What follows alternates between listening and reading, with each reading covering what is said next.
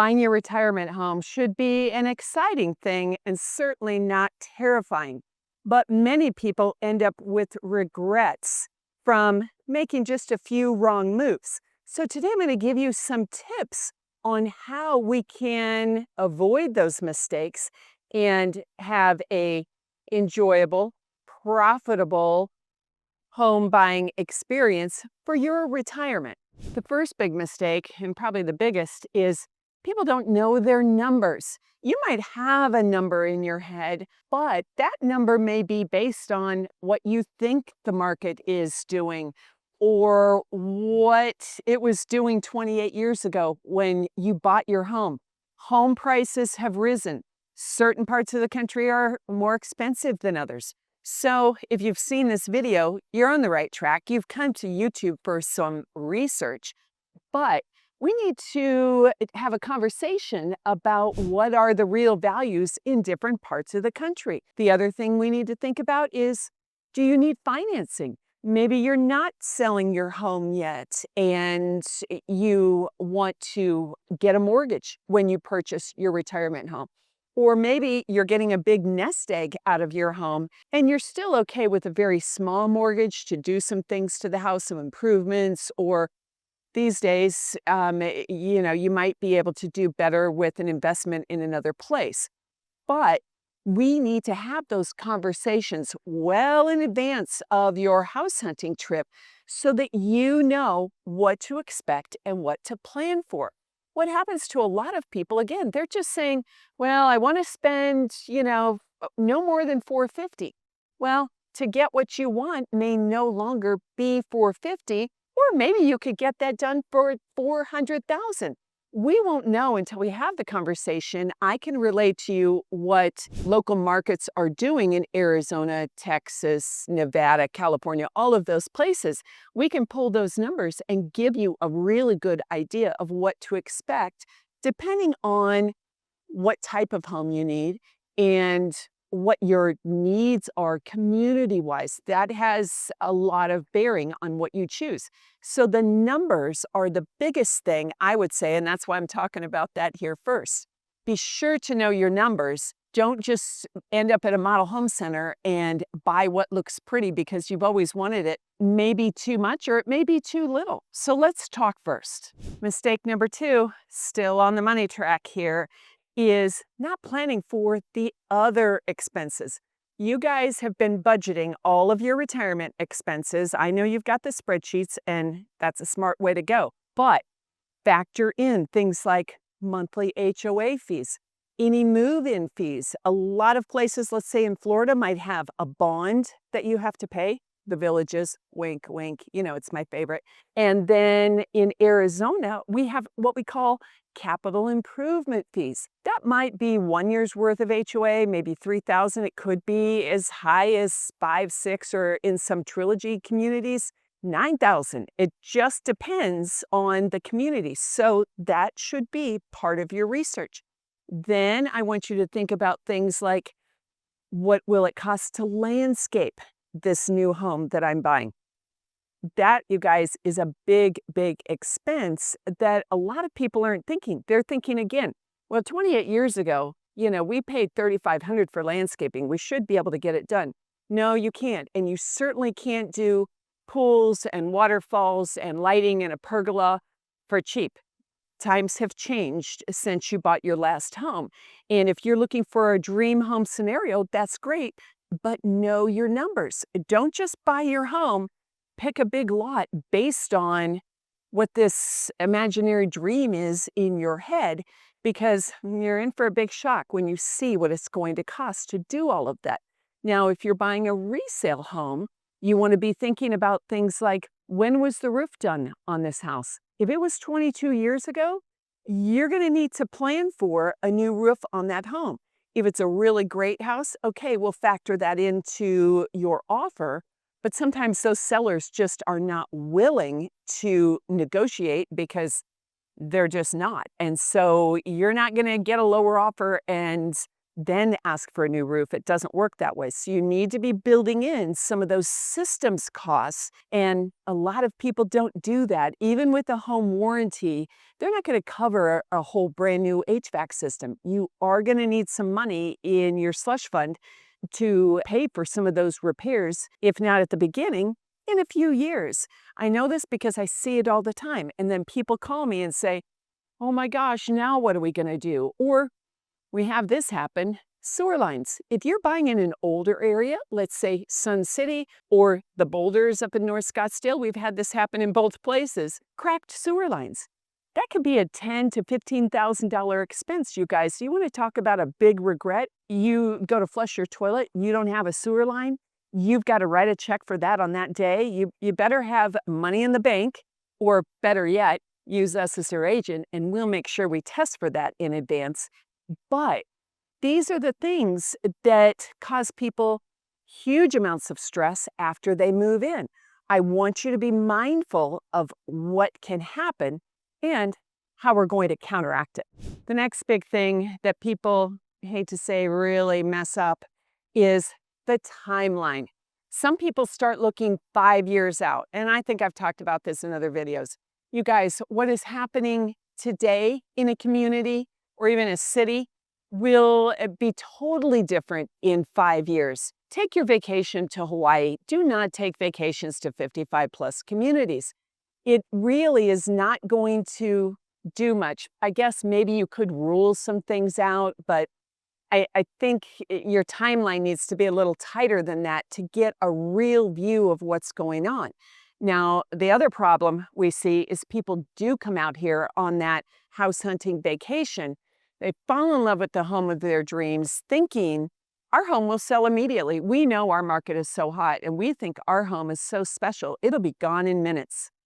Maybe, maybe not. Then you're under contract for that new home, and newsflash, those home builders do not give refunds on that earnest money. If you don't come to closing, you're done. Generally, it is not my experience that there are contingencies given by builders where they say, okay, we'll go ahead and start building your home while you sell yours.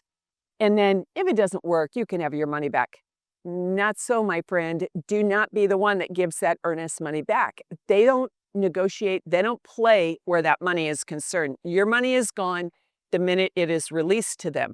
In a resale transaction, yes, we can do a contingency, but before you come house hunting, give me a call. Let me talk to you about my realtor partners in your area.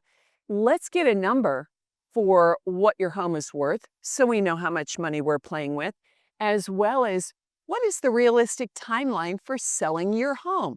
If you're going to buy a quick move-in home that is ready in 7 weeks, and you still need to paint and do new flooring and do this and that to your house, we're not going to be able to get all of that done in 7 weeks and have our marketing team prepare everything to sell your house. There is, you guys, a little bit of advanced preparation required for selling a home. So be mindful of that before you come on your house hunting trip. Usually, give me a call 2 or 3 months out. I don't mind if you call me 2 weeks before. If we've got time, we can work with you. Remember, our schedule is pretty full, but we'll do our best to accommodate.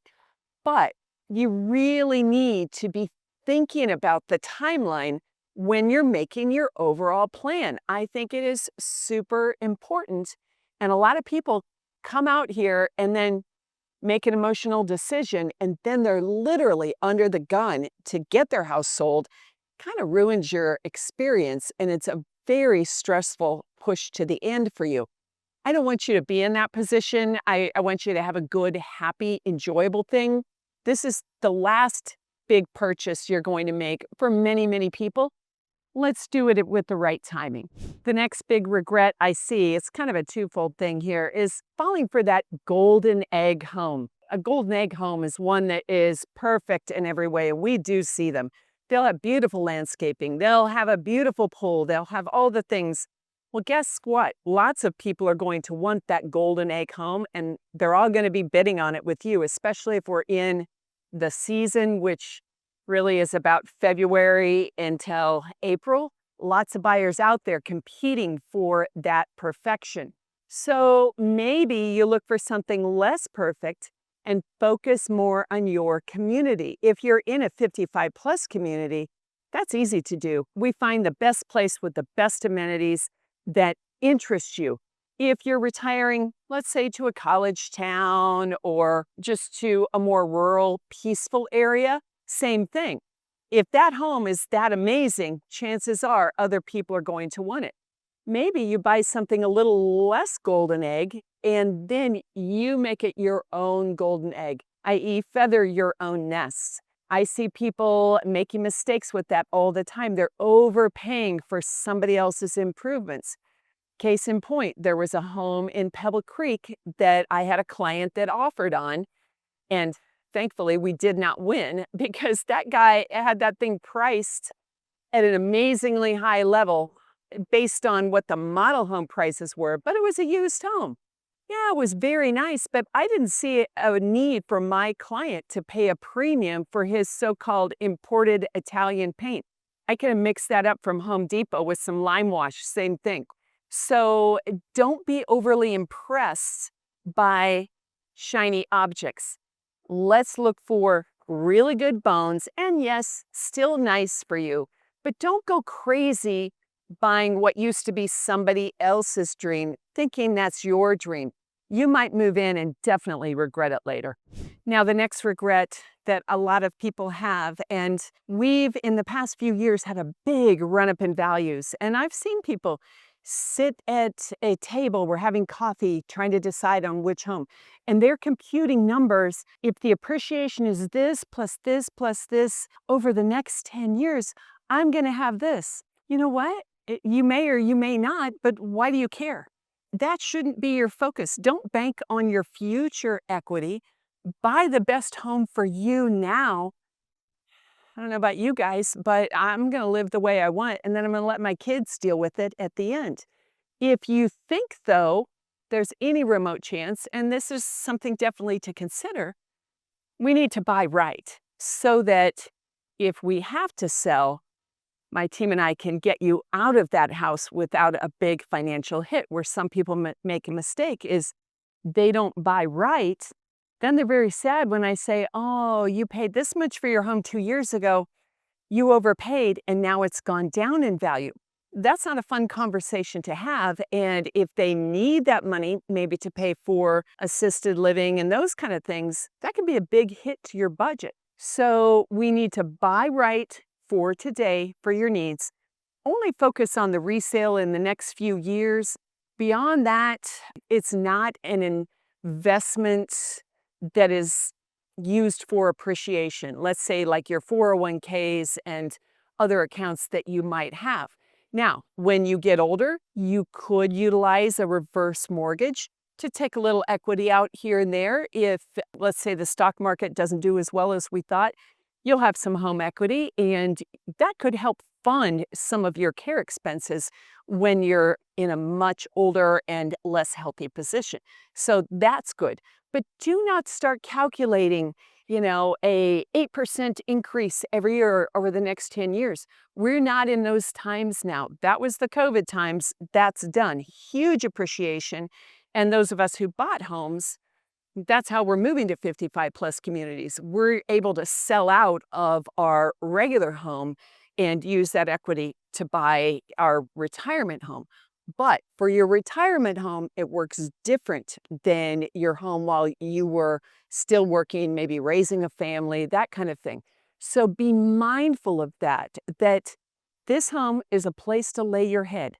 Doesn't have to be super fancy. Yeah, you want it to be nice. We want it to be safe, clean, in good condition. But this is not a place where, hey, we can turn this in a year and make 100,000. Maybe, maybe not. Now, if you're a fix-up kind of person, I know I am, and I'm doing that to my home now, really for my enjoyment, not necessarily for the investment. I just like it to look nice. Then you could sell it and have a little nest egg. But otherwise, just live there. enjoy your big retirement life. This is what you've waited for all along. You guys, retirement should be about fun and happy, carefree living. Finally, after we've worked all these years, not anxiety. So many people have anxiety after they've moved in thinking, did I do the right thing? Oh, I don't know.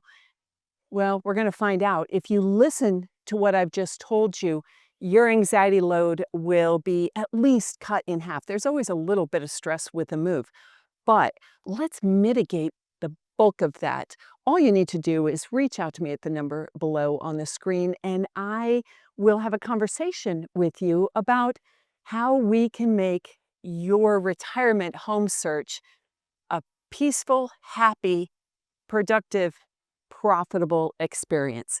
I'm excited to talk to you soon.